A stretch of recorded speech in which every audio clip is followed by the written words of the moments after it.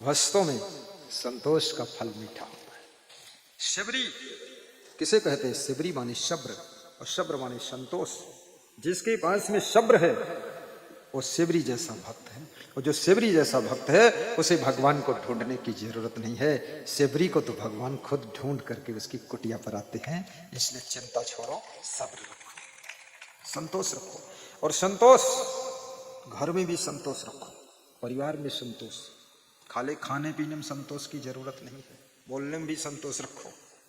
तुम्हारी वाइफ ज्यादा बोलती है तो तुम कम बोलो, संतोष करो, उसे चलने दो प्रवचन, कोई बात नहीं।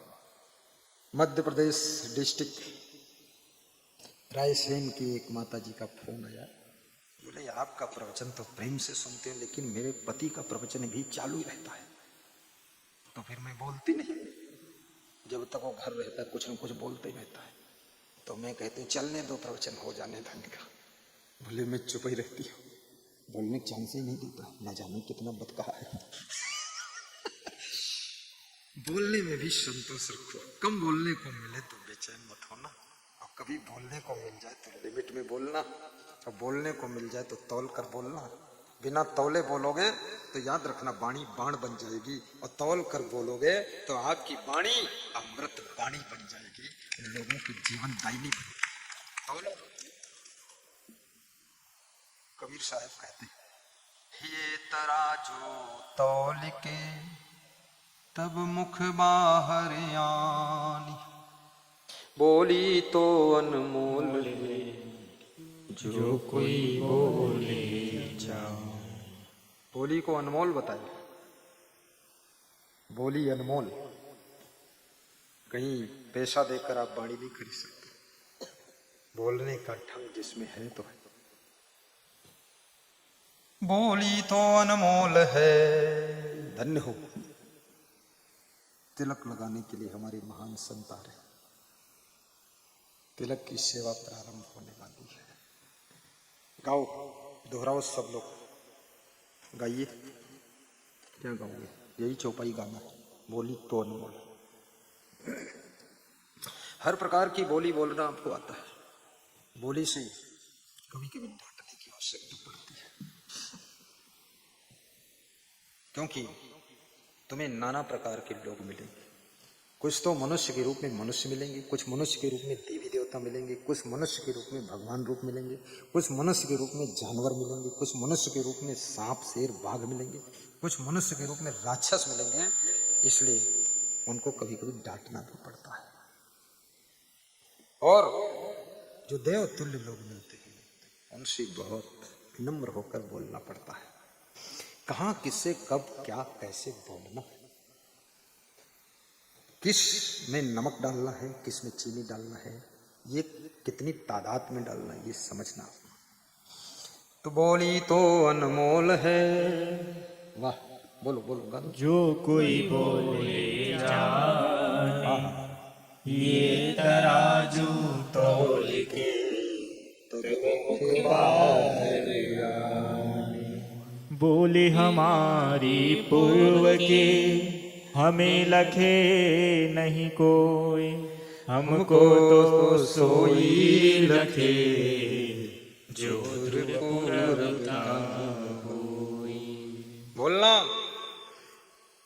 किसी गांव का एक प्रधान राजा साहेब की भवन के उद्घाटन में गया। भवन का उद्घाटन खुशियों का समागम होता है, शादी का कार्यक्रम, हर्षोल्लास का कार्यक्रम।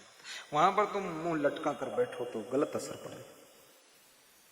कोई अंत्येष्टि का कार्यक्रम, दुख का कार्यक्रम है, वहां कृपया थोड़ा सीरियस रहिए, गंभीर रहिए। तो जो गांव का प्रधान था वो गया, और प्रधान बहुत मुंह लटका के बैठा था। राजा साहेब की नजर उस पर पड़ी। राजा साहेब ने पूछा, प्रधान जी बड़े सुस्त बैठे हो, क्या है? प्रधान होना कोई बुद्धिमानी का काम नहीं है, और प्रधान चुनाव न जीत पाना कोई बुद्धूपने का काम नहीं। जितना तुम बवंडरी होगे उतना प्रधानी चुनाव जीत सकते हो। एक सरपंच कह रहा था, बहुत दुखी हुए। छत्तीसगढ़ में प्रधान को सरपंच बोलते हैं। बोले मेरे आंखों के सामने 50 बकरा घूम रहे हैं। मैंने बकरा? बोले सरपंच के चुनाव में बकरा कटवाना पड़ा, मैं बहुत ग्लानि से भर गया, ये पाप से कैसे छुट्टी मिलेगी? हमने कहा पाप तो हो ही गया है, अब पुण्य करो।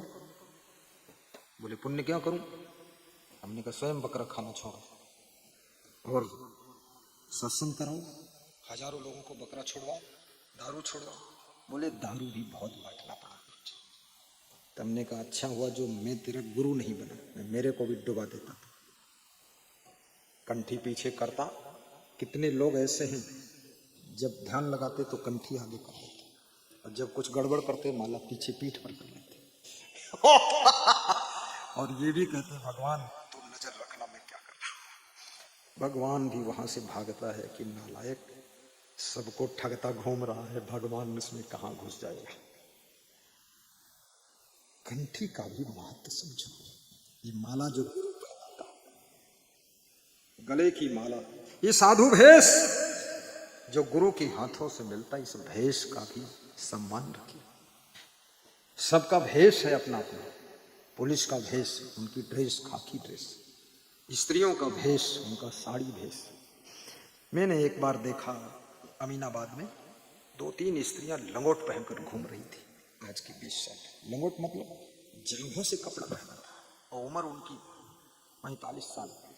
हमने कहा साक्षात कलयुग आ गया है, ये तो नंग धड़ंग हो गई, अब क्या होगा। लेकिन तब से फिर हमने वो ड्रेस नहीं देखा किसी की। याद रखना, अपने शरीर की मर्यादाओं को ढकने के लिए ही वस्त्र होता है, आप पुरुष हो चाहे नारी हो। दूसरों को अनावश्यक आकर्षित करने का भी प्रयत्न छोड़ दीजिए।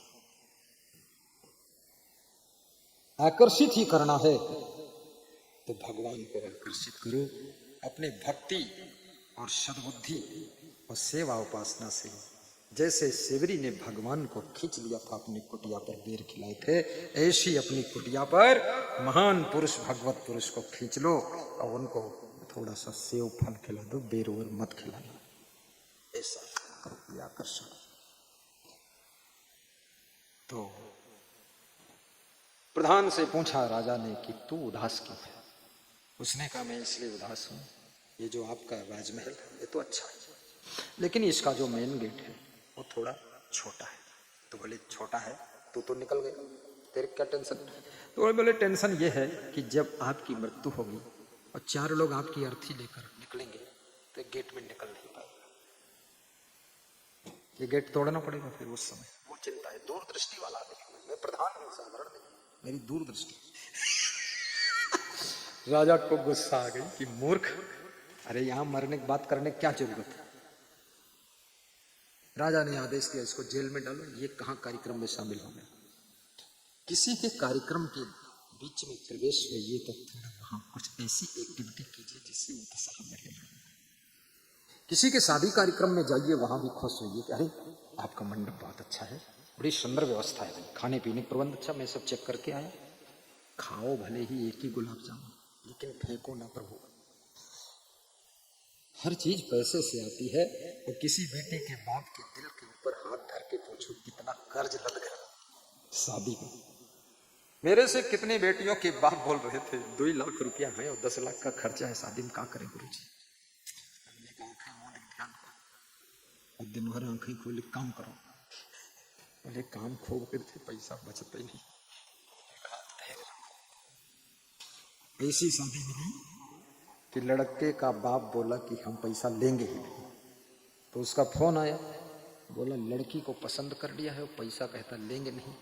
तो हमने कहा जल्दी विवाह कर दो। बोले पंडित को बुलाकर लगन मुहूर्त निकलवा। हमने कहा मुहूर्त मुहूर्त कुछ नहीं, ये कई महीने में निपटाई दो, मन बदल जाए। तो मुहूर्त ढूंढता, भोजन खाने कोई मुहूर्त है, खाई लो नहीं माछी गिर जाए, थाली धरी। तो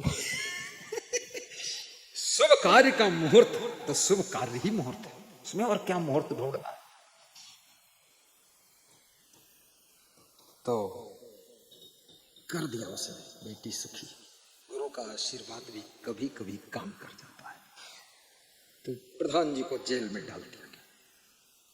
अब प्रधान जी का बेटा ढूंढते ढूंढते आया कि पापा लौटे ही नहीं, दोपहर हो गई। पूछा लोगों से, प्रधान जी का बेटा हूँ, मेरे पापा कहाँ गए? बोले तेरे पापा ने बहुत पाप किया, तो पापी लोग जेल में। क्या पाप? बोले तेरा बाप करे पाप, भोगे आप, ढूंढे तू, जा।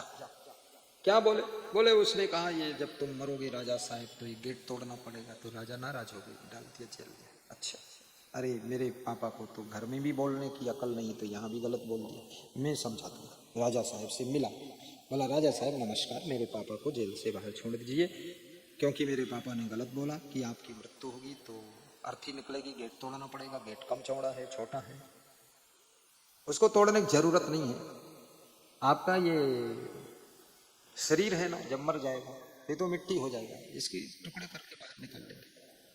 अरे प्रधान का बेटा, उसका बाप निकला, बाप का बाप। राजा ने कहा मेरे शरीर के टुकड़े